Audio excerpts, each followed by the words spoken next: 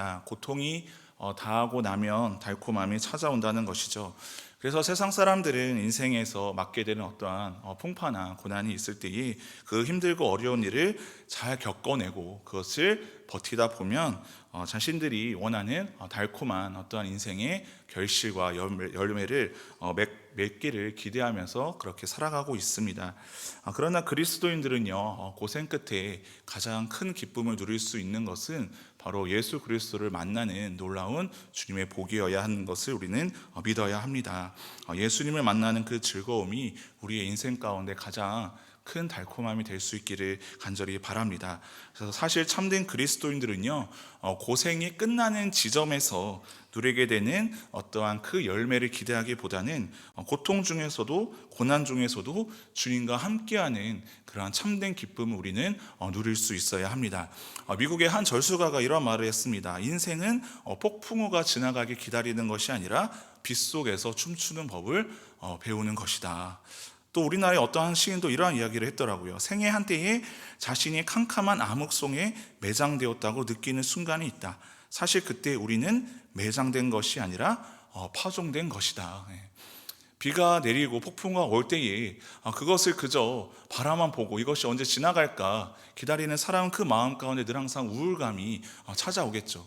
또 우리가 인생을 살아가면서 어두운 어떠한 긴 터널을 지나는 그 시기에 우리는 매장된 것 같은 그러한 답답함을 살아가는 것이 아니라 우리는 파종된 것이다. 그 파종된 그 씨앗은 결국 그것이 뿌리를 내리고 또한 줄기가 자라고 꽃이 피우면 그 삶의 열매를 맺을 수 있다. 그리스도인들이 아니라 세상에서 살아가고 있는 사람들도 이와 같은 그러한 통찰력으로 살아가고 있다는 것이죠. 그렇기 때문에 우리 그리스도인들은요, 세상과는 확연하게 차이가 나야 되지 않겠습니까? 인생의 고통 가운데서도 언제나 세상에서는 맛볼 수 없는 그 달콤함을 우리는 지금도 누리며 그 하나님과 함께하는 놀라운 그 기쁨이 우리 안에 채워져 있기를 간절히 바랍니다. 우리 안에 지금 답답한 어떠한 문제가 있고 또 어두운 터널을 지나고 있는 것 같이 느껴지신다면 우리는 하나님께서 이 땅 가운데 파종했기 때문에 그렇게 느낄 수 있다는 것이죠. 우리 스스로 맺어가는 그러한 열매, 그 인생이 아니라 하나님께서 맺어가는 그 인생이 오직 주님께서 베푸시는 놀라운 그 열매의 축복이 언제나 우리 안에 있기를 간절히 바랍니다. 오늘 말씀에서도요, 하나님께서 이 땅 가운데 직접 파종한 어떤 한 사람의 그런 이야기가 나옵니다.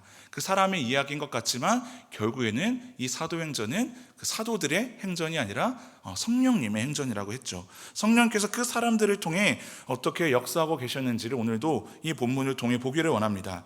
그 선교사로 파송된 그 바울과 바나바는요, 1차 전도 여행 중에 지금 비시디아 그 안디옥에 이르게 됩니다.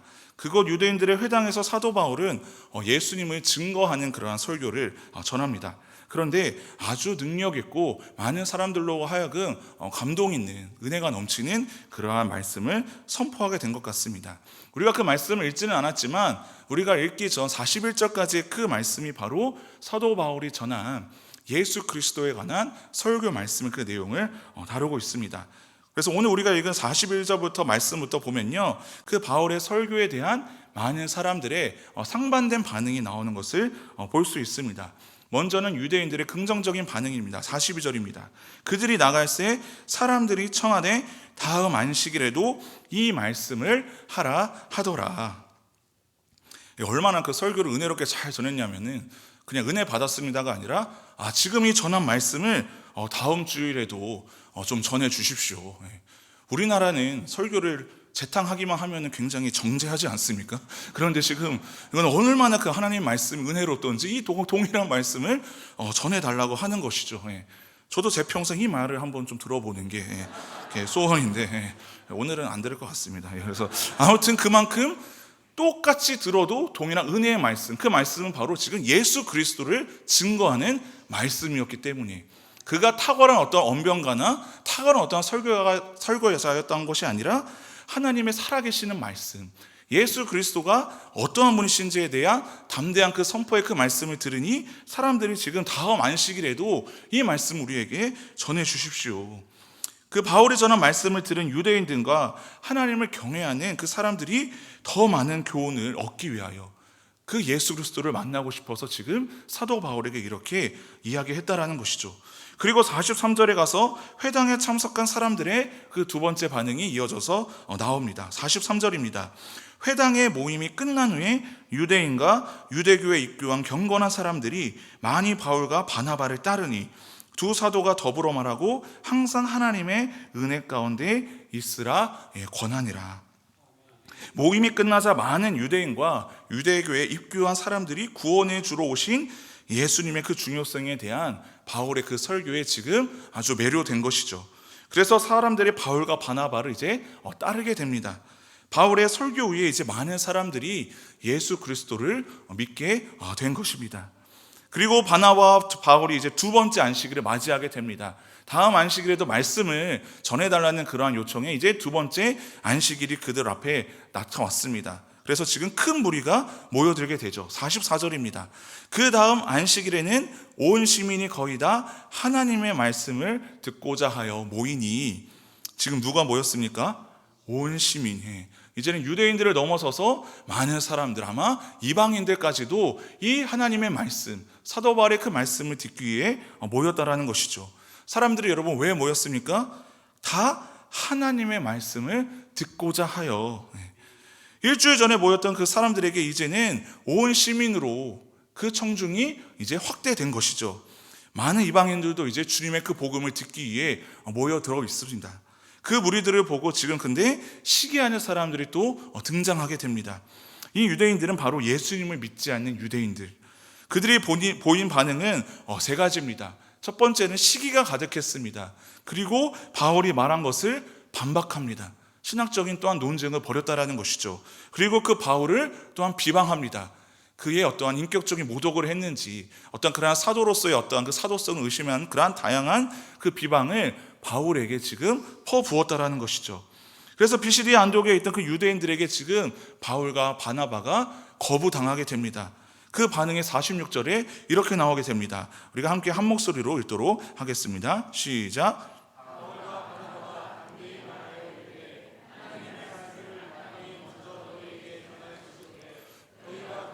버리고 영생을 얻기에 합당하지 않은 자로 자처하기로 이방인에게로 향하노라. 아멘. 그러한 유대인들의 어떤 그런 거부 반응에 조금도 주저함이 있거나 그렇게 지금 밀리지 않는 것이죠. 담대히 말했습니다. 주저함이 없이 확신 있게 용기 있게 하나님의 말씀을 선포했다라는 것이죠. 우리도 이 세상 가운데에서 우리는 담대하게 하나님의 말씀을 전할 수 있어야 합니다.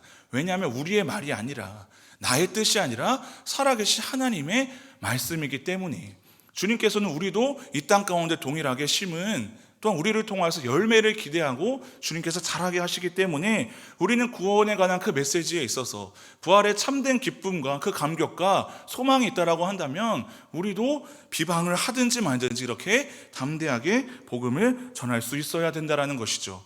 그런데 여러분들은 어떻게 그 복음을 전하는 삶을 살고 계십니까? 어떻게 여러분들은 복음을 선포하는 삶을 살고 계십니까?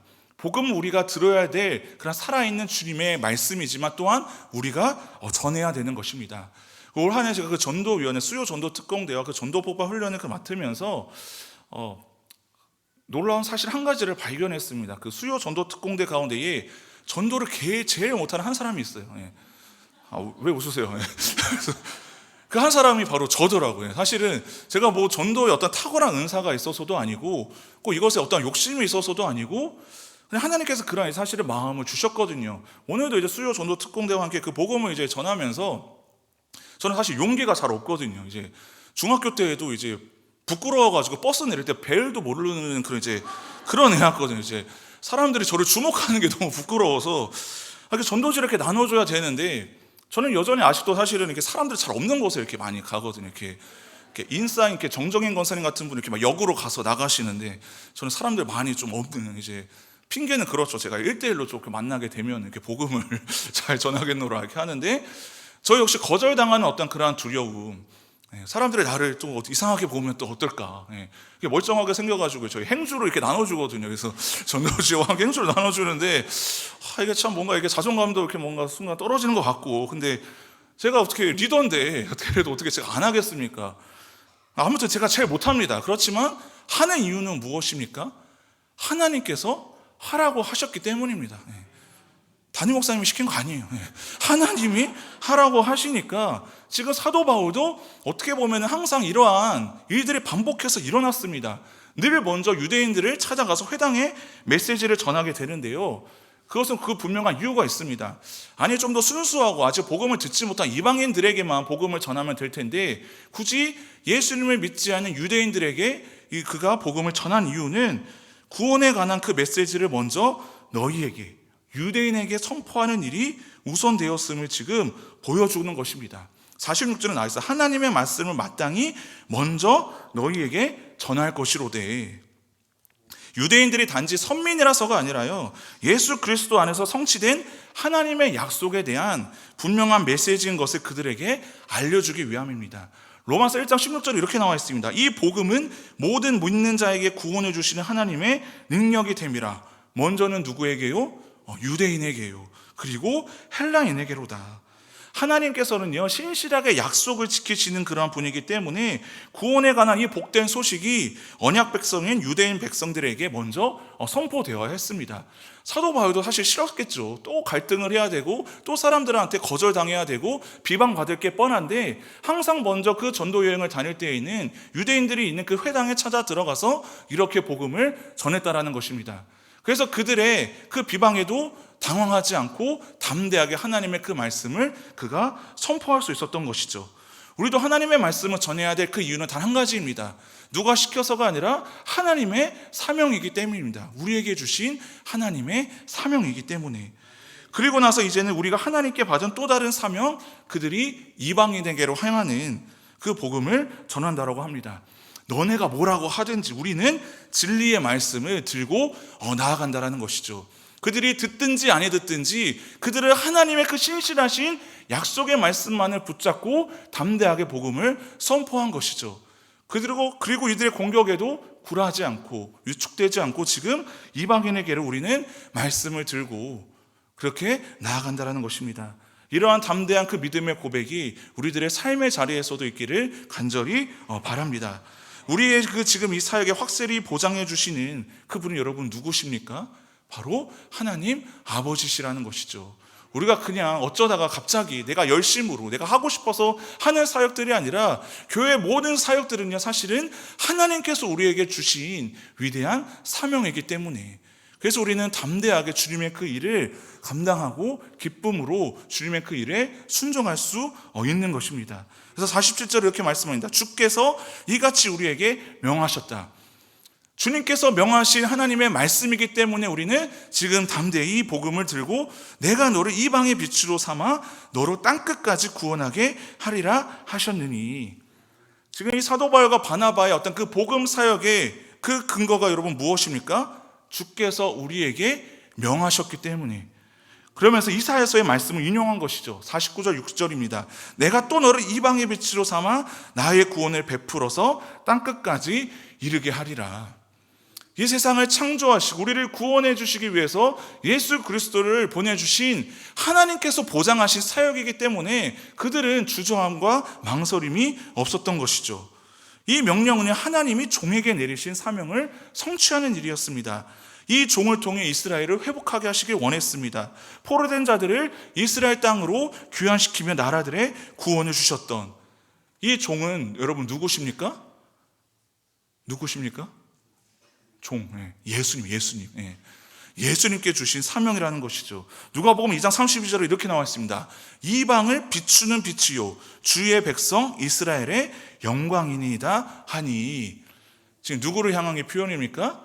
예수 그리스도를 향한 그런 표현인 것이죠.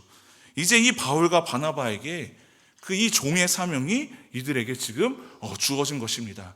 하나님께서 보장해 주시고 종 예수 그리스도의 사명이었던 것을 이어받은 이 사도 바울은 지금 주저함과 두려움이 없었던 것입니다. 48절에 보면요, 그래서 이제 이방인들이 이 복음을 듣고 기뻐하여 하나님의 말씀을 찬송하고 주의 말씀이 두루 지방에 퍼지게 되었다. 탁월한 어떤 사도 바울의 능력이 아니라 이럼에도 불구하고 여전히 그는 연약하고 어렵고 열악한 상황이지만 하나님의 말씀이기에 이미 하나님께서 태초부터 우리를 구원해 주시기 위해서 계획하시고 작정하신 그 언약의 성취의 그 말씀을 들고 사도 바울은 나아간 것이기 때문에 이러한 놀라운 그 열매를 이들이 맛볼 수 있었던 것입니다. 그래서 50절에 또다시 위기가 닥쳐오게 됩니다. 이에 유대인들이 경건한 귀부인들과 그 신의 유력자들을 선동하여 바울과 바나바를 박해하게 하여 그 지역에서 쫓아내니, 여전히 변화되지 않는 족속들이 있었다라는 것이죠. 계속해서 반복이 됩니다. 사실 우리가 전하는 이 사역은요, 그냥 우리가 기쁨으로 감당하는 사역이기도 하지만 영적 전쟁입니다. 사단의 세력들이 있습니다. 우리는 영혼을 살리고자 하나 반대 세력들은 영혼을 죽이고자 하는 것이죠. 그래서 이들은 항상 이러한 복음을 전하는 그 자리에서는요, 진리를 전하는 자리에서는 항상 이러한 공격이 있다라는 것을 우리가 이 말씀을 통해 볼 수가 있습니다. 그래서 결국은 그들을 반대를 선동합니다. 바울과 바나바를 도시에서 쫓아내게 됩니다. 사람들은 진리의 말씀을 듣기를 싫어한 것이죠. 어떠한 사람들이니까 사단 마귀의 지배를 받는 그 사람들은 이 진리가 너무나도 괴롭고 싫은 것입니다. 부담스러워합니다. 마치 내가 지금 병이 있는 것 같은데 검사를 하면은 무슨 병이 나올까 봐 두려워서 그 병원에 못 가는, 영적으로 지금 가려진 그러한 세상 사람들이 이 진리를 대하는 방식이 그와 같다라는 것이죠. 그러나 연약한 우리의 심령 가운데 찾아오시는 하나님의 그 영은요, 언제나 우리의 삶을 진단하십니다. 어두운 우리의 마음을 날마다 말씀의 빛으로 조명하셔서 우리는 그 주님의 음성을 듣게 하는 것이죠. 그래서 우리가 두렵지만, 죄인이지만, 연약하고 자격 없는 자들이지만 하나님 앞에 나아갈 수 있는 여러분 이유는 무엇입니까? 예수 그리스도, 이 땅에 빛으로 오신 그 예수 그리스도께서 하나님과 우리의 유일한 중보자 되어주시기에 우리는 자격 없으나 오늘도 담대함으로, 또한 겸손함으로 주님의 말씀 앞에 나와 주님의 음성을 우리는 듣기에 이 세상 가운데 치열하게 지금도 살아가고 있는 것입니다. 그래서 우리는 세상 가운데 있으면 똑같습니다. 똑같이 영적으로 병들어 있을 때가 참 많이 있고요. 진리의 말씀을 전하는 게 주저함이 될 때도 있고요. 세상과 같은 동일한 방식으로 살아보다가 다시 또 우리가 고난을 당할 수도 있습니다. 그러나 말씀으로 진단받는 우리의 인생은요, 예수 그리스도라는 확실한 그런 처방을 우리가 받을 수 있다는 것이죠. 그 처방은 바로 효력이 직방입니다. 이런 말 써도 될지 모르겠지만 52절에 이렇게 나와 있습니다. 제자들은 기쁨과 성령이 충만하니라. 복음을 전하다가 유대인 회당에서 지금 쫓겨나게 됩니다. 이고니온으로 이제 쫓겨나게 됩니다. 그러나 그들은 조금도 위축되지 않습니다. 오히려 기쁨과 성령이 충만하니라. 예수 그리스도가 함께 하시기 때문에 하나님 아버지께서 보장하고 보증해 주시는 그러한 사역이기 때문에 그들은 거부당했지만 세상 가운데 고난과 고통 중에 이러한 비방을 날마다 겪게 됐지만 하나님의 임재 가운데 주님의 놀라운 일하심을 그들은 더 깊이 아마 알 수 있었다라는 것이죠. 그리고 다음 도시에서 이루어질 오히려 새로운 선교 사역을 기대하면서 이제 이고니온으로 그들은 가게 됩니다. 사랑하는 성도 여러분, 우리도 이렇게 사도 바울과 바나바와 같이 어떻게 보면 하나님께서 우리를 창조하신 목적은 동일합니다. 이 땅 가운데 하나님의 나라를 세우시기 위함입니다. 그저 우리의 그 인생, 고난과 그 고통 가운데에서 그것을 잘 버티고 이겨내서 고진감래의 인생을 살아가라고 우리에게 행복한 삶을 주기 위해서 우리를 이 땅에 보내신 것이 아닙니다. 물론 하나님께서는 우리가 행복하게 살기를 원하십니다. 근데 그 행복은요, 세상이 주는 행복이 아니라 하나님 아버지의 그 놀라운 구원의 기쁨, 그 구원의 감격, 예수 그리스도를 만나는 놀라운 그 행복을 하나님께서는 누리기를 원하신다는 것이죠. 그런데 우리는 그것을 잃어버릴 때에 이 나그네 같은 그러한 인생길에서 그것을 놓치고 잃어버리는 순간이 있다는 것이죠.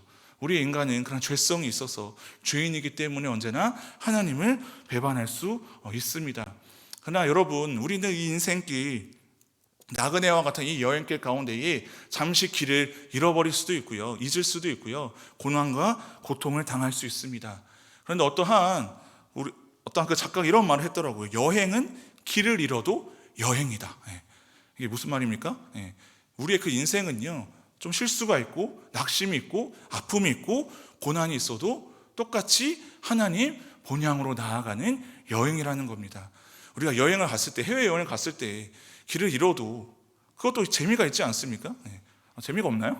이렇게 선교 여행을 가게 되면요, 간혹 예상치 못한 어떤 길을 잃어도 나중에 돌아보고 나면 추억이 되고, 우리가 어떤 국내 여행을 갈 때에도 또 예상치 못하게 조금 길을 잠깐 잃어도 그것을 가지고 절망하거나 괴로워하거나 죽을 것 같은 고통으로 겪는 사람들은 없다라는 것이죠. 우리의 인생길도 마찬가지입니다. 나그네 같은 그러한 인생길, 그러나 홀로 가는 인생길 여행이 아니라 주님과 동행해 주는 그 여행길, 그 가운데서 우리가 고통이 있더라도, 위기가 있더라도 우리가 낙심하지 않을 이유는, 그 기쁨이 충만해야 될 이유는 하나님께서 우리에게 이러한 말씀을 주셨기 때문입니다. 베드로서 1장 6절 이렇게 나와 있습니다. 그러므로 너희가 이제 여러 가지 시험으로 말미암아 잠깐 근심하게 되지 않을 수 없으나, 근심이 얼마나 갑니까? 잠깐 근심하게 되지 않을 수 없으나 오히려 어떻게 되는도다? 크게 기뻐하는도다. 우리가 예수를 믿으면서 받게 되는 그 상처는요, 잠깐입니다. 그 근심은 잠깐이라는 것이죠. 그러나 그 기쁨은 오래 지속되고 영원한 기쁨이라는 것입니다. 그래서 우리 그리스도인들은 항상 우리가 모임을 할 때 나 상처받았다라고 막 그런 얘기 이제 그만하시고, 그래서 우리 그리스도인들은 이와 같이, 사도 바울과 같이 이러한 고백을 했으면 좋겠습니다. 이 사도 바울이 1차 전도 여행을 마치고 갈라디아서 말씀을 기록을 하게 되는데 6장 17절에 갈라디아서 그 마지막에 이렇게 나와 있습니다. 우리 함께 한 목소리 읽도록 하겠습니다. 시작. 이후로는 누구든지 나를 괴롭게 하지 말라. 내가 내 몸에 예수의 흔적을 지니고 있노라. 아멘. 그리스도인들은요, 상처받는 인생이 아니라 그 상처가 예수 그리스도의 흔적이 되어야 됨을 믿으시기를 바랍니다. 세상 가운데서 사람들이 당하는 똑같은 고통과는 다릅니다. 복음을 전하는 그 고통으로 인하여서 그것이 상처가 아닌 예수 그리스도의 흔적이라고, 이 사도 바울과 같은 이 고백이 우리의 고백이 될 수 있기를 간절히 바랍니다. 우리의 그 삶의 구석구석에, 때로는 그 아픔의 그 기억이 아주 기억하기 싫은 그 기억이 되는 것이 아니라 그 아픔의 상처 가운데 찾아오셨던 예수 그리스도, 우리의 그 상처를 담대하게 용기 있게 예수의 흔적이라고 고백하고 증거하며 살아갈 수 있는 저와 여러분 될 수 있기를 간절히 바랍니다. 이 시간 함께